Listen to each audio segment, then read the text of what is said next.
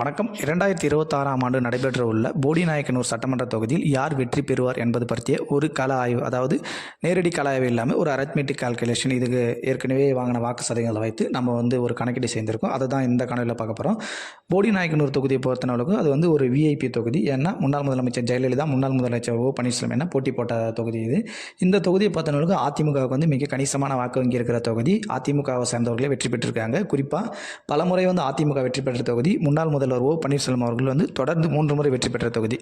2011, 2016, 2021 என 3 முறையுமே அதிமுக சார்பாக அவர் இரட்டை இலை சின்னத்தில் போட்டியிட்டு வெற்றி பெற்றார். 2011 கிட்டத்தட்ட 50,000 வாக்கு வித்தியாசத்தில் வெற்றி பெற்ற அவர் 2021 10,000 வாக்குகள் வித்தியாசத்தில் வெற்றி பெறார். அதற்கு காரணம் அவர் கூடவே இருந்து தேனி மாவட்டத்தில் அரசியல் செய்து கொண்டிருந்தார் தங்க தமிழ்ச்செல்வன் திமுகவுக்கு போகிறாரு. அங்கே தங்க தமிழ்ச்செல்வன் விசஸ் ஓ பன்னீர்செல்வம் அப்படின்னு வரும்போது ரொம்ப கடுமையான போட்டியாக இருக்குது. கடுமையான போட்டியில் மீண்டும் ஓ பன்னீர்செல்வமே வெற்றி பெறாரு.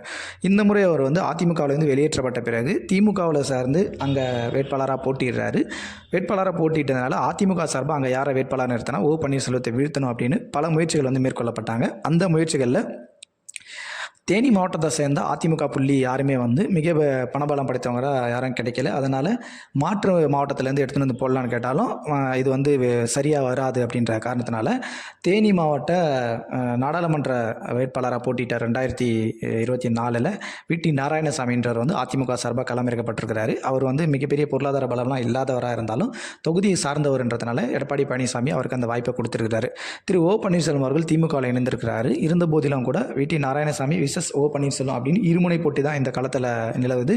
இந்த களத்தில் பார்த்தீங்கன்னா ஓ பன்னீர்செல்வம் அவர்களுக்கு சமூக ரீதியான வாக்குகள் நிறைய கிடைச்சாலும் திமுகவில் தங்க தமிழ்ச்செல்வன் தற்போது மாவட்ட செயலாளராகவும் தேர்தல் பொறுப்பாளராகவும் இருக்கிறதுனால இந்த தேர்தலில் விடி நாராயணசாமி அவர்களை தாண்டி ஓ பன்னீர்செல்வம் அவர் மிக எளியதாக வெற்றி பெறதுக்கான வாய்ப்புகள் தான் அதிகம் இருக்குது. காரணம் என்னென்னு கேட்டிங்கன்னா அதிமுகவில் ஓ பன்னீர்செல்வம் அவர்களுடைய தலைமையில் இருந்த போதாங்க சரி, அதுக்கு முன்னாடியும் சரி, தேனி மாவட்டம் ஓ பன்னீர்செல்வம் அவர்கள் கட்டுப்பாட்டிலே இருந்ததுனால அங்கே பெருசாக எந்த அதிமுக தலைவர்களும் வளரலை, ஷைன் பண்ண முடியல. எனவே தற்போதும் ஓ பன்னீர்செல்வம் அவர்களை எதிர்த்து அங்கே அவருக்கு நிகராக களமாடக்கூடியவர் தங்க தமிழ்ச்செல்வம் தான். அவரும் அங்கே மாற்று முகாமிலே இருக்கிறதுனால விடி நாராயணசாமியால் திரு ஓ பன்னீர்செல்வம் அவர்களுக்கு டஃப் கொடுக்க முடியுமான்னு கேட்டிங்கன்னா நிச்சயமாக இருக்காது. எனவே மீண்டும் ஓ பன்னீர்செல்வம் அவர்களே தேனி நாடாளுமன்ற சட்டமன்ற தொகுதியில் போடிநாயக்கனூர் சட்டமன்ற தொகுதியில் வெற்றி பெறுவதற்கான வாய்ப்புகள் அதிகம் இருப்பதாக கணிக்கப்படுகிறது. தொடர்ந்து அரசியல் சார்ந்த காணொலிகள் தெரிந்து கொள்ள நம்முடைய சேனலை சப்ஸ்கிரைப் செய்யுமாறு கேட்டுக்கொள்கிறோம். நன்றி.